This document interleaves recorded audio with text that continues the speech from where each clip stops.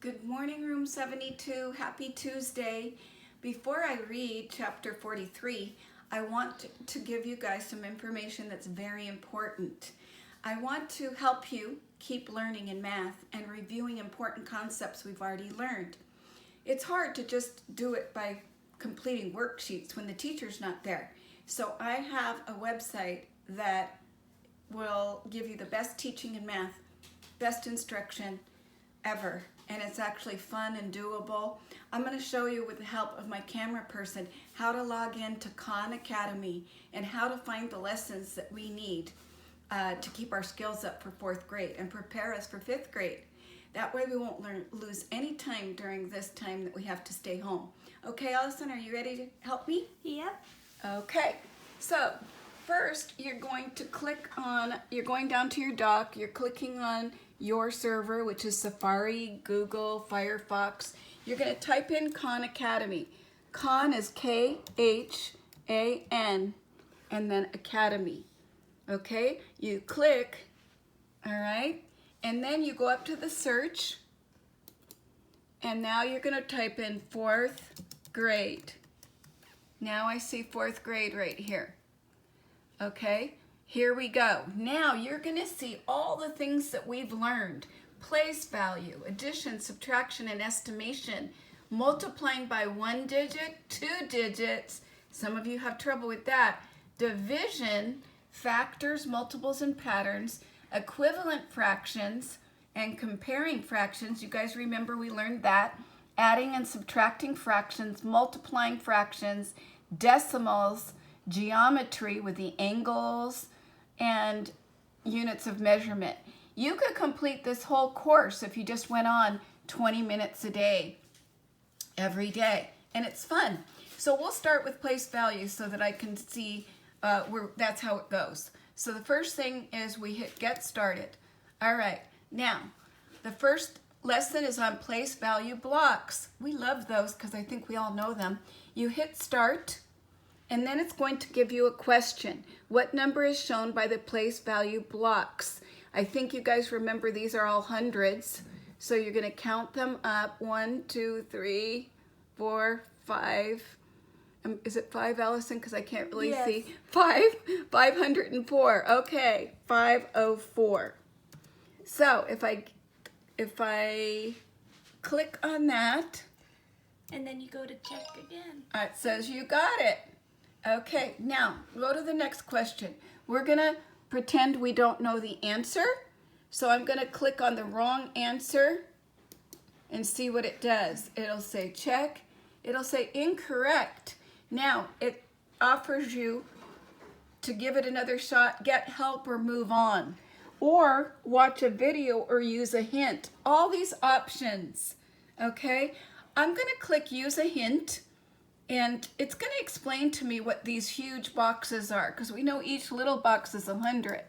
But what we might not know is that, I'm gonna click get a hint.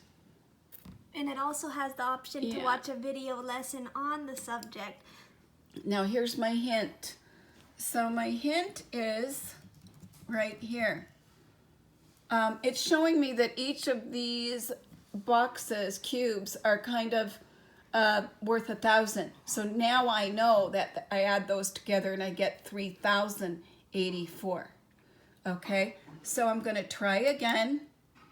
And now I'm going to go up to the correct answer. And there's the correct answer. Now, I'm going to check if that's right. Yes, it is. Yay. Now, I'll go to my next question. I'm going to show you just quickly the video option. So I'm going to click watch a video because I'm pretending I'm still confused. Watch a video. Okay. And so I watched a video, and now I'm clicking on my video. And so it's saying what number is shown by the place value blocks. Okay, let's hear it.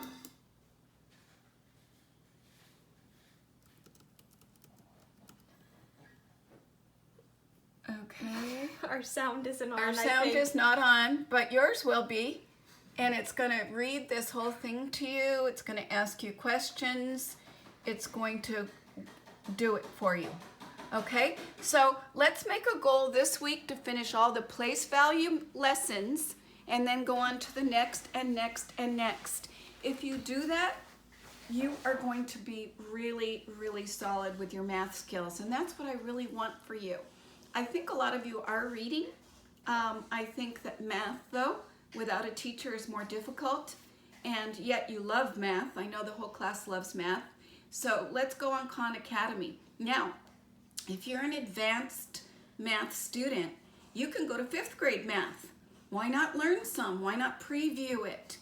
Okay, so for my Evan, for my Guillermo, my Amelia, my Gabriel, those guys, even Smith and Manny and some of you others that are Jennifer, I could name, several that are almost, my 12, let's say, the 12 that are in my group for math, the SBAC group, you might go to 5th grade. But first complete all 4th grade, which you'll probably do rapidly because you do know the concepts.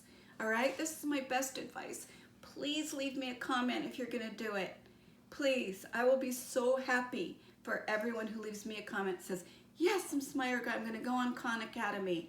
Or let me know during the rest of the week. I went on, I did place value, or I did fractions, and I really learned a lot. I benefited. That would be so great.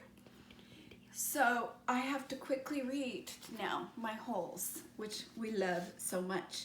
We left off where Zero had told Stanley a lot about his life, and now here we are. He's going to tell us more in chapter 43. I know we were all really curious about what Zero's life was like before he got to Camp Green Lake. Here we go. We weren't always homeless, Zero said. I remember a yellow room. How old were you when you, Stanley started to ask, but couldn't find the right words, moved out? I don't know. I must have been real little because I don't remember too much. I don't remember moving out. I remember standing in a crib with my mother singing to me. She held my wrists and made my hands clap together. She used to sing that song to me, that one you sang. It was different though. Zero spoke slowly, as if searching his brain for memories and clues. Ding, ding, singing the same song that Stanley's mother sang, that Stanley's great-great-grandfather was supposed to sing to Madame Zeroni. So I think it's clear at this point that Zero and Stanley have a connection. And then later, I know we lived on the street, but I don't know why we left the house. I'm pretty sure it was a house and not an apartment. I know my room was yellow. It was late afternoon. They were resting in the shadow of the thumb. They had spent the morning picking onions and putting them in the sack. It didn't take long, but long enough so that they had to wait another day before heading down the mountain. They wanted to leave at the first hint of daylight so they'd have plenty of time to make it to Camp Green Lake before dark. Stanley wanted to be sure he could find the right hole. Then they would hide by it until everyone went to sleep. They would dig for as long as it seemed safe and not a second longer. And then, treasure or no treasure, they'd head up the dirt road. If it was absolutely safe, they'd try to steal some food and water from the camp kitchen. Warning bells are going off in my mind. Do you think they should try to steal food from the kitchen? I'm afraid that they might get caught doing that. But they need it. What are they going to do? Let's see. I'm good at sneaking in and out of places, Zero had said. Remember, Stanley had warned, the door to the rec room squeaks. Now he lay on his back, trying to save his strength for the long days ahead. He wondered what happened to Zero's parents, but he didn't ask. Zero didn't like answering questions. It was better to just let him talk when he felt like it. Stanley thought about his own parents. In her last letter, his mom was worried that they might be evicted from their apartment because of the smell of burning sneakers.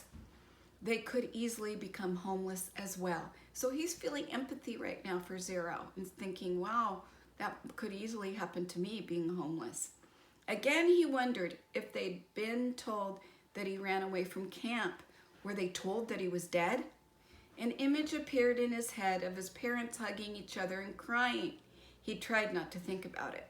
Instead, he tried to recapture the feelings he had the night before, the inexplicable feeling of happiness, the sense of destiny, but those feelings didn't return. He just felt scared. The next morning, they headed down the mountain.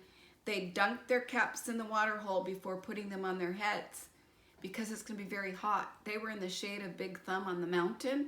There was water. Now, no water, just 95 degrees. Remember, they described it as walking across a frying pan. Zero held the shovel and Stanley carried the sack, which was crammed with onions and the 3 jars of water. They left the pieces of the broken jar on the mountain. "This is where I found the shovel," Stanley said, pointing out a patch of weeds. Zero turned and looked up toward the top of the mountain. "That's a long way." "You were light," Stanley said. "You'd already thrown up everything that was inside your stomach." He shifted the sack from one shoulder to the other. It was heavy. He stepped on a loose rock, slipped, then fell hard. The next thing he knew, he was sliding down the steep side of the mountain. He dropped the sack and onions spilled around him. He slid into a patch of weeds and grabbed onto a thorny vine. The vine ripped out of the earth, but slowed him enough so that he was able to stop himself. "Are you all right?" Zero asked from above. Stanley groaned as he pulled a thorn out of the palm of his hand. "Yeah," he said. He was all right. He was worried more about the jars of water. Zero climbed down after him, retrieving the sack along the way. Stanley pulled some thorns out of his pant legs. The jars hadn't broken. The onions had protected them, like styrofoam packing material. "Glad you didn't do that when you were carrying me," Zero said. They'd lost about a third of the onions, but recovered many of them as they continued down the mountain. When they reached the bottom, the sun was just rising above the lake. They walked directly toward it. Soon they stood on the edge of a cliff, looking down on the dry lake bed. Stanley wasn't sure, but he thought he could see the remains of the Mary Lou off in the distance. "You thirsty?" Stanley asked. "No," said Zero. "How about you?" "No," Stanley lied. He didn't want to be the first one to take a drink. Although they didn't mention it, it had become a kind of challenge between him and Zero. They climbed down into the frying pan. It was a different spot from where they had climbed up. They eased themselves down from one ledge to another and let themselves slide in other places, being especially careful with the sack. Stanley could no longer see the Mary Lou, but headed in what he thought was the right direction. As the sun rose, so did the familiar haze of heat and dirt. "You thirsty?" Zero asked. "No," said Stanley. "Because you have 3 full jars of water," said Zero. "I thought maybe it was getting too heavy for you. If you drink some, it will lighten your load." "I'm not thirsty," said Stanley, "but if you want a drink, I'll give you some." "I'm not thirsty," said Zero. "I was just worried about you." Stanley smiled. "I'm a camel," he said. They walked. "Do you think they're thirsty?" "Yes, probably." But they don't want to admit it, right? They walked for what seemed like a very long time and still never came across the Mary Lou. Stanley was pretty sure they were heading in the right direction. He remembered that when they left the boat, they were headed toward the setting sun. Now they were headed toward the rising sun. He knew the sun didn't rise and set exactly in the east and west, more southeast and southwest, but he wasn't sure how that made a difference. Stanley's confused. Maybe he needs someone with more of a math brain like Zero to figure it out. His throat felt as if it was coated with sandpaper. "You sure you're not thirsty?" he asked. "Not me," said Zero. His voice was dry and raspy. When they did finally take a drink, they agreed to do it at the same time. Zero, who was now carrying the sack, set it down and took out 2 jars, giving one to Stanley. They decided to save the canteen for last since it couldn't accidentally break. "You know I'm not thirsty," Stanley said as he unscrewed the lid. "I'm just drinking so you will." "Well, I'm just drinking so you will," said Zero. They clinked the jars together and each, watching the other, poured the water into their stubborn mouths. I think we're going to stop there for today. and we're gonna see if they make it back to Camp Green Lake and what happens. And I just want to point out my cute shirt today. This is my superhero rescue dog shirt from Taki's Shelter in Greece. I follow him on Instagram, and he has a dog there called Black, and you can see Black. He has paralyzed back legs. He's 14 years old, and he has cancer on his face. But Taki, the owner of the shelter, says, Black is very strong. Black have a happy tail. Black, he no die, he not ready. I love Takis. I want to go to Greece and see Black, alias Black. Okay, guys, leave comments. Love you, and see you tomorrow. Bye-bye.